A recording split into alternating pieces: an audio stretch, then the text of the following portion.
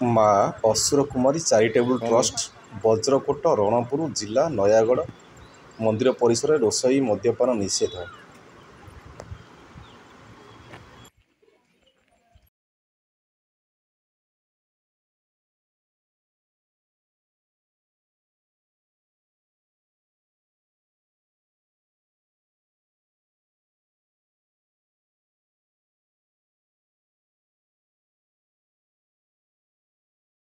ଥିଲି କି ଅଲଗା କେଉଁ ଜାଗାରେ ଦେଖିବାକୁ ପାଇବେ ନାହିଁ ବୋଧେ, କାହିଁକିନା ଏଇ ଜାଗାରେ ବହୁତ ସାରା ଆସନ୍ତି। ଯେହେତୁ ଜଙ୍ଗଲ ଏରିଆଟା, ପାହାଡ଼ ବି ଅଛି, ତ ବନ୍ୟଜନ୍ତୁ ତ ନିଶ୍ଚିନ୍ତ ଥିବେ। ନୂଆ ନୂଆ ଜୀବଜନ୍ତୁକୁ ଆମେ ଏଠି ଦେଖିବାକୁ ପାଇବା। ଶୁଣାଯାଏ କି ଏଠି ବେଳେବେଳେ ହରିଣ, ମୟୂର ସବୁ ଚାଲି ଆସନ୍ତି। ଯଦି ଆପଣ ପ୍ରକୃତି ପ୍ରେମୀ, ପାହାଡ଼, ଜଙ୍ଗଲ ଆଉ ଝରଣାକୁ ଭଲ ପାଉଥିବା ମଣିଷ ଆପଣ, ତାହେଲେ ଏଇ ଜାଗାକୁ ନିଶ୍ଚିନ୍ତ ଆସନ୍ତୁ। ଆପଣମାନଙ୍କୁ ନିଶ୍ଚିନ୍ତ ଭଲ ଲାଗିବ ଜାଗାଟି। ଦେଖନ୍ତୁ କେତେ ସୁନ୍ଦର ଭିଉ, ସୂର୍ଯ୍ୟାସ୍ତ ଟାଇମ୍।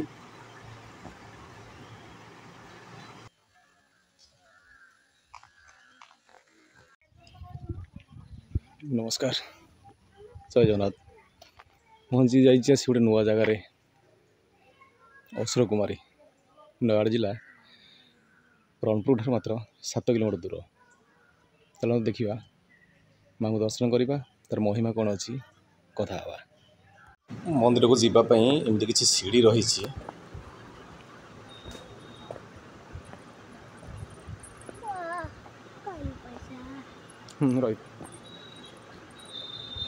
ଏଠି ଝରଣାଟା ଆକ୍ଚୁଆଲି ଶୁଖିଯାଇଛି, ଯେହେତୁ ଖରାଦିନ ଅଛି, ଝର ଶୁଖିଯାଇଛି, ସେଥିପାଇଁ ପାଣି ଆସୁନି। ନହେଲେ ଏଠି ବହୁତ ପାଣି ଯାଏ। ଆଉ ମାନେ ଜାଗାଟି ଏତେ ଶୀତଳ ଲାଗୁଛି, ଶାନ୍ତ ଲାଗୁଛି, ଖାଲି କିଚିରି ମିଚିରି ଶବ୍ଦ ପକ୍ଷୀମାନଙ୍କର। ଏଠି ମା ଦୁର୍ଗାନାଶୀଙ୍କର ମୂର୍ତ୍ତି ଅଛି ମନ୍ଦିର ପାର୍ଶ୍ୱରେ। ଚାଲନ୍ତୁ ମାଙ୍କୁ ଦର୍ଶନ କରିବା। ମା ଅସୁର କୁମାରୀ, ଦୁଇ ପଟେ ଦୁଇଟା ସିଂହ ଅଛନ୍ତି। ସିନ୍ଦୁର ଲଗାଇବା ପୂର୍ବରୁ ଥରେ ଆପଣ ନିଜକୁ ପଚାରନ୍ତୁ କ'ଣ କରିବାକୁ ଯାଉଛନ୍ତି। ଏପଟେ ଲେଖା ହେଇଛି, ମନ୍ଦିର କାନ୍ଥରେ ସିନ୍ଦୁର ଲଗାନ୍ତୁ ନାହିଁ। ମନ୍ଦିର ତ ବନ୍ଦ ହୋଇଗଲାଣି, ଆମେ ମାଙ୍କୁ ଦର୍ଶନ କରିପାରିଲେ ନାହିଁ, ଯେହେତୁ ସନ୍ଧ୍ୟା ହୋଇଗଲାଣି। ପୂଜାରୀ ଫେରିଗଲେଣି ପୂଜା କରିକି। ଏଇଠି ଦେଖନ୍ତୁ, ଏଇ ଜାଗାରେ ଯେଉଁ ମୂର୍ତ୍ତି ରହିଛନ୍ତି ସେ ହେଉଛନ୍ତି ମା ଅସୁର କୁମାରୀଙ୍କ ମୂର୍ତ୍ତି। ଆକ୍ଚୁଆଲି ଝର ଶୁଖିଯାଇଛି, ସେ ଉପରୁ ଝର ପାଣି ମାଆଙ୍କ ମୁଣ୍ଡରେ ପଡ଼ି ମାଆଙ୍କ ପାଦ ସ୍ପର୍ଶ କରିଯାଏ। ଆଉ ଯେହେତୁ ଖରାଦିନ ଅଛି, ଝର ଶୁଖିଯାଇଛି। ବର୍ଷା ଦିନ ଶୀତ ଦିନ ଆସିଲେ ଆପଣ ଭଲ ଭାବରେ ଝରଣାକୁ ଉପଭୋଗ କରିପାରିବେ। ଦେଖନ୍ତୁ ପରିବେଶ କେତେ ଘଞ୍ଚ ଅଛି। ଏଇଟା ଖରାଦିନ ଯେହେତୁ ଟିକିଏ ଗଛପତ୍ର କ'ଣ ନା ପତ୍ର ଝଡ଼ା ଦେଇଯାଇଛି, କିନ୍ତୁ ବର୍ଷା ଦିନେ ଆସିବେ ଆଉ ସେଇ ଯେଉଁ ଉପରକୁ ସିଡ଼ି ଅଛି, ତା ଉପରକୁ ଗୋଟେ ରାସ୍ତା ଅଛି, ଗୋଟେ ଗୁମ୍ଫା ଅଛି। ତ ଦିନବେଳେ ଆସିଲେ ଆପଣ ଗ୍ରୁପ୍ ସହିତ ଆସନ୍ତୁ, ତା ଉପରେ ଯାଇକି ଦର୍ଶନ କରିପାରିବେ। ଗୋଟେ ଗୁମ୍ଫାରେ ଅଛନ୍ତି ବି ମା ରହିଛନ୍ତି। କିନ୍ତୁ ଦେଖନ୍ତୁ କେତେ ଭୟଙ୍କର ଲାଗୁଛି, କେତେ ଘଞ୍ଚ ଅଛି ଜଙ୍ଗଲ। ବର୍ଷା ଦିନେ ତ ସୂର୍ଯ୍ୟ କିରଣ ତଳେ ହିଁ ପଡ଼େନି। ସେଇଠି ଯେଉଁ ସିଡ଼ି ଦେଖାହେଉଛି, ସେ ପାହାଚରେ ଉପରକୁ ଗଲେ ଗୋଟେ ଗୁମ୍ଫା ଅଛି। ଆଉ ପୁରା ଭୟଙ୍କର ଜାଗା ସେପଟେ। ଏଇଠି ଯେଉଁଟା କୁଣ୍ଡ ଟାଇପ୍ ରହିଛି ଦେଖୁଛନ୍ତି, ସେ ନଳାରେ ପାଣି ଆସି ଝରଣା ପାଣି ମାଆଙ୍କ ପାଦ ସ୍ପର୍ଶ କରିକି। ଆଉ ଏଇ ଯେଉଁ କୁଣ୍ଡ ଅଛି, ସେଇ ଲୋକ କଥା ଅଛି କି ଭକ୍ତମାନଙ୍କର ବି ଆସ୍ଥା ଓ ବିଶ୍ୱାସ ଅଛି କି ସେଇ କୁଣ୍ଡରେ ମାନସିକ ରଖିକି ବୁଡ଼ ପକାଇଲେ ମା ନିଶ୍ଚିନ୍ତ ଭକ୍ତର ଡାକ ଶୁଣନ୍ତି। ଆଉ ସେଇଟା ବିଧି ଅଛି ବି ତା'ର ସେମିତି କି ରାତିରୁ ଆସିବେ, ଯେମିତି କେହି ଆସିନଥିବେ, ପୂଜାରୀ ସାଙ୍ଗରେ ଆସିବେ, ସେଠି ସ୍ନାନ କରିବେ, ବୁଡ଼ ପକାଇବେ। ଆଉ ସେଇ ଓଦା ଲୁଗାକୁ ସେଇଠି ହିଁ ଛାଡ଼ିଦେବେ। ନୂଆ ବସ୍ତ୍ର ପିନ୍ଧି ମାଆଙ୍କୁ ପୂଜା କରିବେ। ଏଇଠି ଅସୁର ଆଉ ଯେଉଁ ରଣାସୁର ଆଉ ମାଆଙ୍କ ଭିତରେ ଗୋଟେ ଯୁଦ୍ଧ ହେଇଥିଲା। ଆଉ ଏଇ ଜାଗାରେ ରଣାସୁରର ବଧ ହୋଇଥିଲା।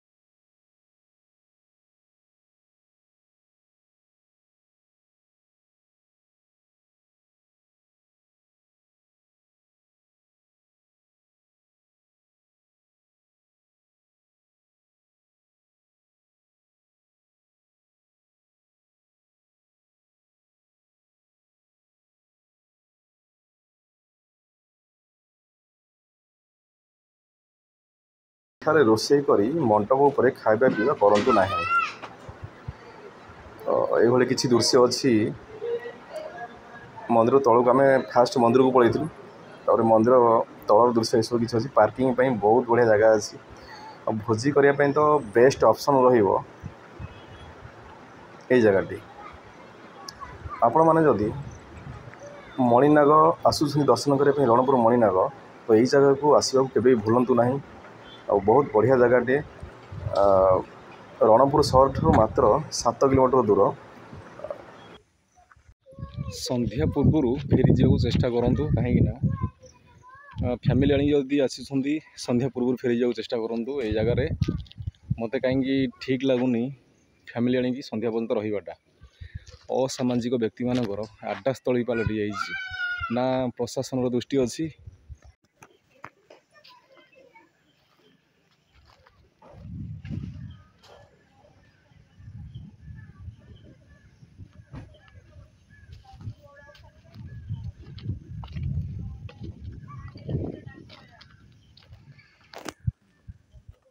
ଆକ୍ଚୁଆଲି ଏତେ ସୁନ୍ଦର ଜାଗା କିନ୍ତୁ ଅବହେଳିତ ଅବସ୍ଥାରେ ହିଁ ଅଛି। ପ୍ରାକୃତିକ ସୌନ୍ଦର୍ଯ୍ୟ ଭରପୁର ଜାଗାଟିଏ କିନ୍ତୁ ପୁରା ଅବହେଳିତ। ସେଠି ଗୋଟେ ଷ୍ଟ୍ରିଟ୍ ଲାଇଟ୍ ଲାଗିଛି କିନ୍ତୁ ସନ୍ଧ୍ୟା ହେଲେ ଏପର୍ଯ୍ୟନ୍ତ ଜଳିବାର ନାହିଁ।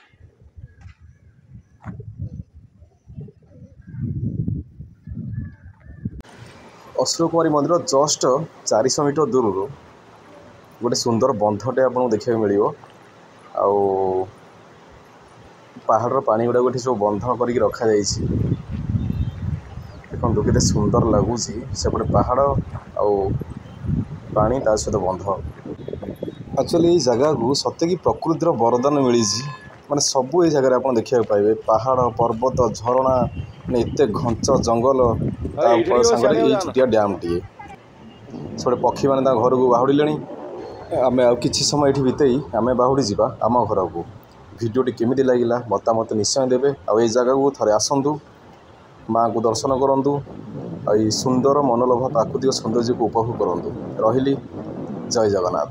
ଦେଖା ହେବ ଆଉ ଗୋଟେ ନୂଆ ଭିଡ଼ିଓରେ।